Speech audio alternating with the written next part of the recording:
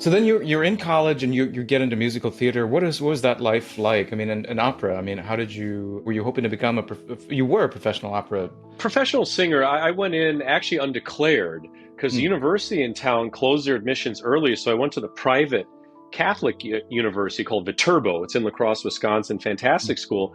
And I was undeclared, so I was taking all the core classes. And then I somehow got in with some theater people because I'd always done theater, been very dramatic, and I auditioned, I think, for The Miser by Moliere, and I got in that small part, and that kind of steamrolled everything. I started singing. I started taking voice lessons. I was offered. I played Figaro in The Marriage of Figaro. I played Papageno in The Magic Flute. Recitals and concerts and stuff, and did non-musical theater shows also. And my parents at first were kind of hesitant because they didn't know anything about it. But once they started seeing a lot of success, and the theater department and music department were so good. And that's another thing is a lot of times the theater department and music department, they didn't really mix, but I went back Hmm. and forth all the time. I was doing theater shows and directing and playwriting, and then I would go up to the fourth floor and mingle with the music majors and sing and take lessons and do recitals and do opera.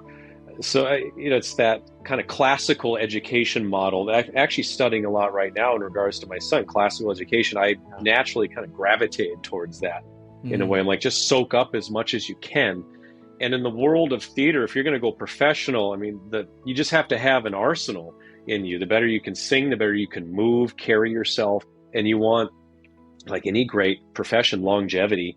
And Yeah. that's where the fitness came in as well. Right, because you were, if I recall, you had to dance, and then you need to figure out how to build. I wasn't a natural dancer. I just never thought that way. I was a park and bark where you stand Ah, and you sing. Park and bark. I had a girlfriend. I did summer theater up in Big Fork, Montana a couple times, and she just said, "You have heavy feet." And she was right. My feet were just heavy. I never realized that.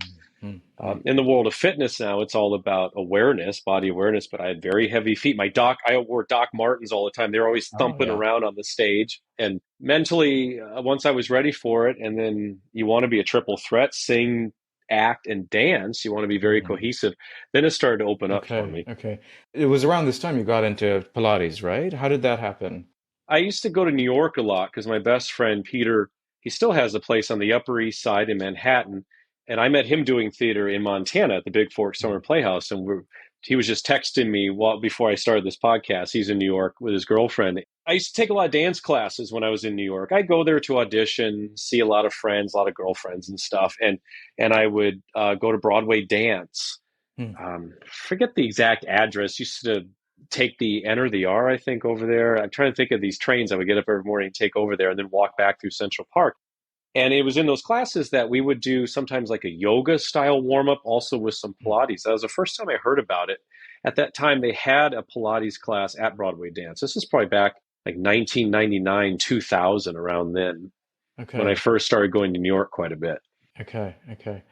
So walk us through like your journey of this because you were doing theater professionally, right? You were performing night after night, Mm-hmm. and how did you go from there to then starting to teach Pilates and yoga? What was that? Start to teach.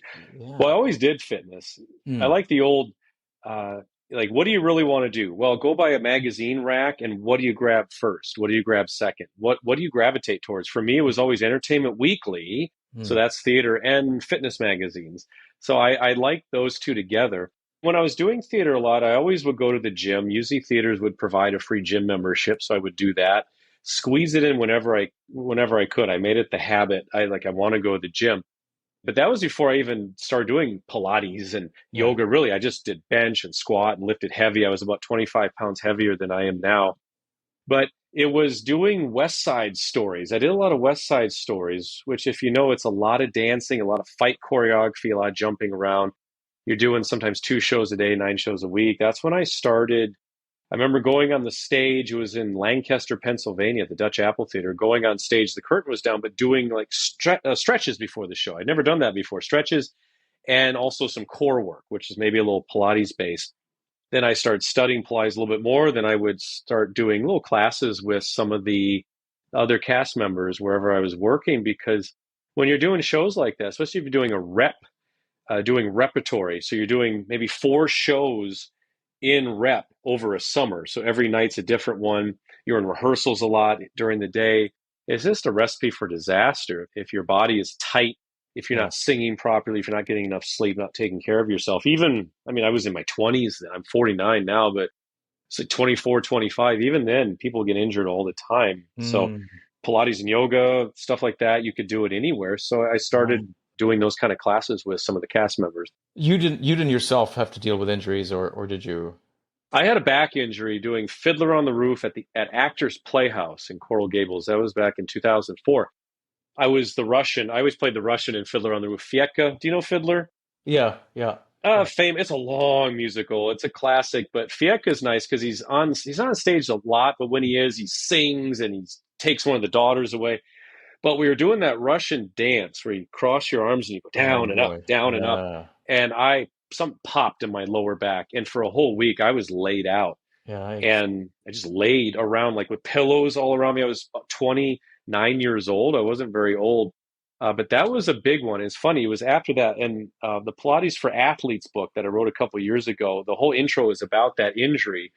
I could do some massage, I could do this, but unless I took it into my own hands, Hmm. it wasn't going to get better. And that's when I really discovered Pilates and doing it myself. And up to then, I had not done a lot of core work. I did more weight training, which is great, but I hadn't worked the center, the abdominals, lower back, hips, and glutes. And so that's how I kind of segued into Pilates to get me up and running again. Yeah. So you had, I also recall you had gone to Germany to the town where Joseph Pilates is from. Is that right? Did you live?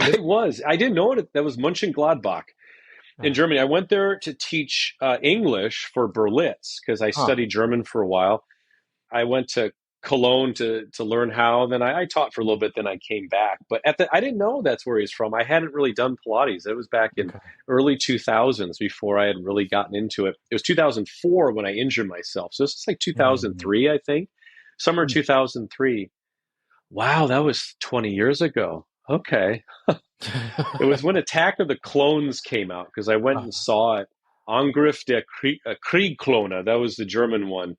I ah, saw it in Dusseldorf. I think it was in English. So, and everyone drank beer in the theater, which I thought was really fun because it was Germany. But yeah, I went over there for a bit, trying to find myself like we're doing all the time.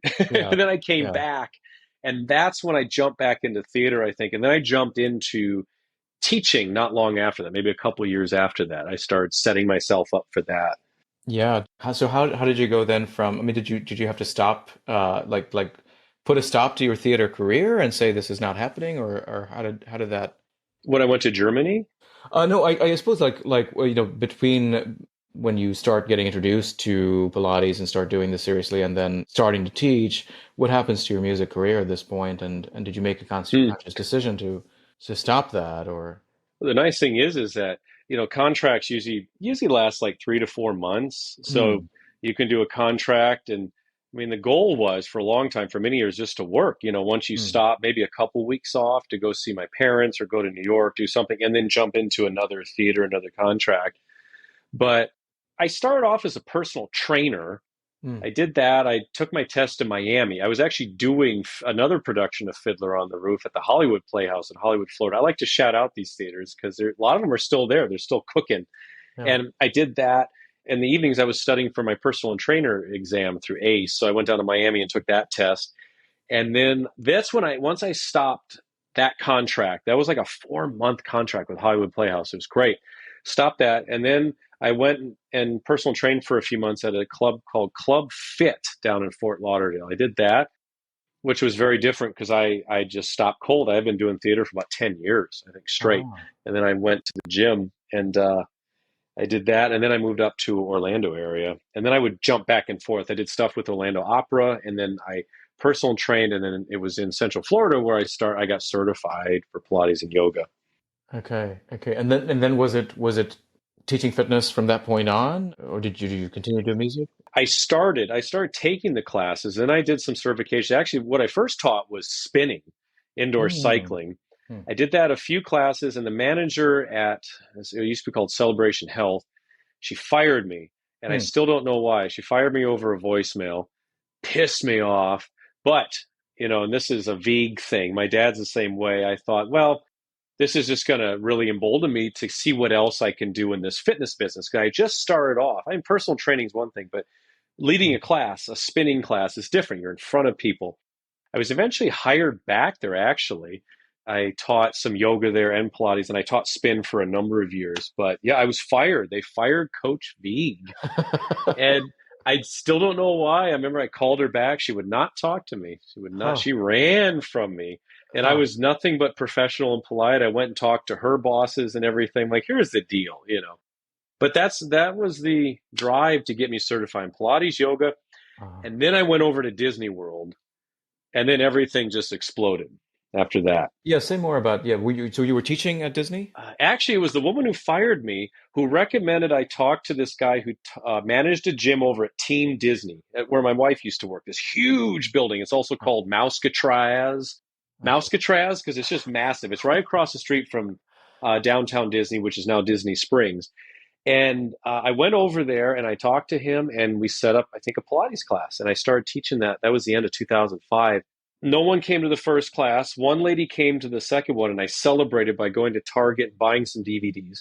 And then there was the Christmas break, and I came back early January, and like 15 people showed up, and a whole bunch of them were from Animal Kingdom. They were salary cast members, Mm. and they said, "We love you. Come on over here to Animal Kingdom Cast Services." So I did that, and then I got into cast activities through Walt Disney World, and they put me all Disney University, feature animation, Imagineering. I taught there for a few years. So I would go once or twice a day and do a class for the cast members. And I would do some fitness conferences for them sometimes.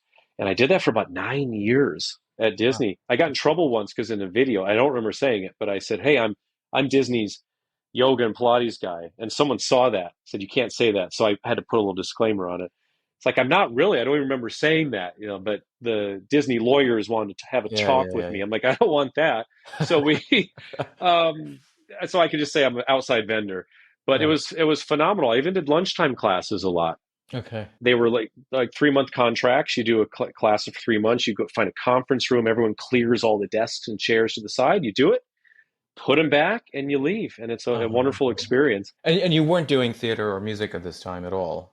I didn't have time for it. No, Mm. I don't think I was. I started doing videos in 2009, and Mm. I started teaching at Disney around that time too, I think. So everything was kind of Mm. in its early gestations, kind of I'm still feeling everything, but what can I do with this? And YouTube was still pretty young. Yeah. We didn't have the capabilities we have now for all these, live videos. There were some live videos, but the quality was so bad and didn't know how to market them. But Mm. I Mm. think, Brandon, in the last 20 years, I've tried about everything. I've had a good time seeing what works and seeing what doesn't. Yeah, yeah, yeah, yeah. Did you miss theater and music? I mean, as you I built did, it? but Mm. doing fitness does fulfill a lot of those needs that I have. Mm.